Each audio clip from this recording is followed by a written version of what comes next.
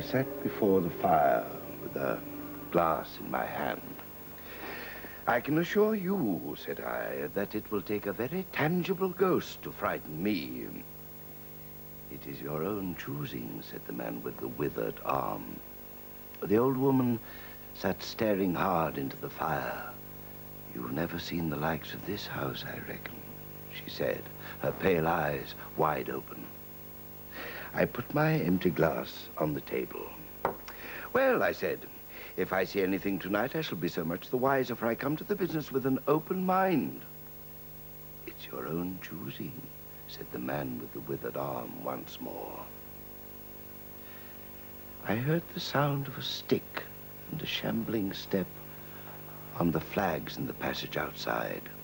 The door creaked on its hinges as a second old man entered, more bent, more wrinkled, more aged even than the first. He supported himself by a single crutch. His eyes were covered by a shade. He sat down clumsily and began to cough. A monstrous shadow of him crouched upon the wall and mocked his action. "If," I said, "you will show me to this haunted room of yours, I will make myself comfortable there." "There's a candle on the slab outside the door," said the man with the withered arm. "But if you go to the Red Room tonight—" "This night of all nights," said the old woman, "you go alone." "Oh, very well," I answered. "And which way do I go?" They gave me directions, and the man with the shade looked at me. "Are you really going?" he said. "This night of all nights," said the woman. "But it's what I came for," I replied, and moved towards the door. I left the door wide open until the candle was well alight. Then I shut them in and walked down the chilly, echoing passage. I must confess that, despite my efforts to remain feeling matter-of-fact, I had been affected by the oddness of these three old pensioners in whose charge her ladyship had left the castle. They seemed to belong to another age, an older age, an age when omens and witches were credible, when ghosts were beyond denying.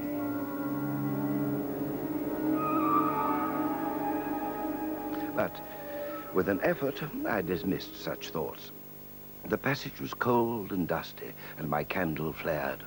Shadows came sweeping up the staircase after me and fled before me into the darkness overhead.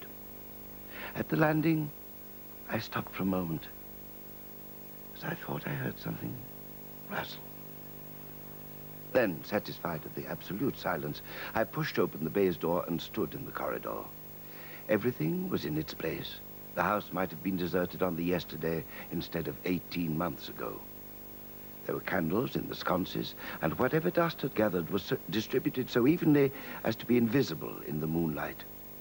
The door to the Red Room and the steps up to it were in a shadowy corner. I entered, closed the door behind me, and turned the key I found in the lock. I stood with my candle held aloft and surveyed the great Red Room of Lorraine Castle, in which the young Duke had died, or begun his dying, for he had fallen headlong down the steps I had just ascended.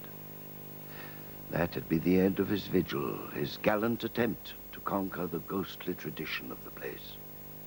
There were other stories, older stories that clung to the room, back to the beginning of it all, the tale of the timid wife and the tragic end that came to her husband's jest of frightening her. And looking round, one could well understand the legends that had sprouted in the room's black corners. My candle was a little tongue of flame in its vastness that left an ocean of mystery and suggestion beyond its island of light. There were candles on either side of two big mirrors, and on the mantelpiece. I lit them all. I lit the fire too, and when it was burning, I stood with my back to it and surveyed the room again. The shadow in the alcove at one end had that odd suggestion of a lurking, living thing that comes so easily in silence and solitude. To reassure myself that there was nothing tangible there, I went and stood the candle on the floor of the alcove and left it in that position. By this time, I was in a state of considerable nervous tension. The somber reds and blacks of the room troubled me. Even with 7 candles, the place was merely dim. Suddenly, I recalled the candles I had seen in the passage. With a slight effort, I walked out into the moonlight and returned with as many as 10. These I lit and placed where the shadows had lain deepest, some on the floor, some in the window recesses, until at last my 17 candles were so arranged that every inch of the room had the direct light of at least one of them. It occurred to me that when the ghost came, I could warn him not to trip over them. It was just after midnight that the candle in the alcove suddenly went out. I did not see it go out. I simply turned and saw that the darkness was there. "Strong draught," I said aloud, and taking the matches from the table, I walked across the room in a leisurely manner to relight the corner. In the same moment, I saw the candle by one of the mirrors wink and go right out. Almost immediately, its companion followed it. The shadow seemed to take another step towards me. "This won't do," I said, at which the mantelpiece plunged into darkness. "What is it?" I cried. And then the candles on the wardrobe went out, and the one I had relit in the alcove followed. I was determined to relight the candles on the mantelpiece, but my hands were trembling so much that twice I missed the rough paper of the matchbox. But at last, I did it. With the same match, I relit the larger mirror candles. For a moment, I seemed to gain on the darkness, but then, in a volley, 4 lights vanished, all in different corners of the room. With a cry of terror, I dashed this way and that, relighting 3 as 2 more vanished. But for all that, the lights kept going out. The shadows I feared and fought against returned and crept in upon me. I was now almost frantic with the horror of coming darkness. I leaped from candle to candle, bruised myself against the table, stumbled and fell. The 2 candles that remained alight finally went out, but there was light. Still light in the room, a red light. Fire. Of course, I could thrust a candle between the bars and relight it. I turned to where the flames were dancing between the coals, but as soon as I took 2 steps, the flames dwindled and vanished. I flung out my arms to thrust that terrible blackness from me, but it wrapped itself all around me, crushing all reason from my brain. I screamed with all my might and made a run for the door, but I struck heavily against the corner of the bed. I have a vague memory of battering myself to and fro in darkness and my own wild crying. I remember a heavy blow on my forehead, a horrible sensation of falling, and then no more. I opened my eyes in daylight.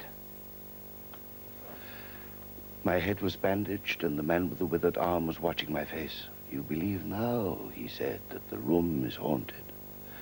"Yes," I said, "the room is haunted. We who have lived here all our lives have never seen it," he said. "Tell us, is it the old Earl?" "No," I said. "I told you so," said the old woman. "It is his poor young countess." "It is not," I said. "There is no ghost there at all, but worse, far worse, the worst of all things that haunt poor mortal man. It is fear. Fear that will not have light nor sound, that will not bear with reason, that deafens and darkens and overwhelms. It followed me through the corridor. It fought against me in the room. I stopped. There was an interval of silence.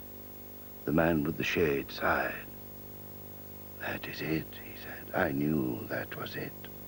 A power of darkness. It lurks there always. You can feel it even in the daytime. Even of a bright summer's day. And in the dusk, it creeps along the corridor and follows you so that you dare not turn. There is fear in the room. Black fear. There it will be so long as this house endures."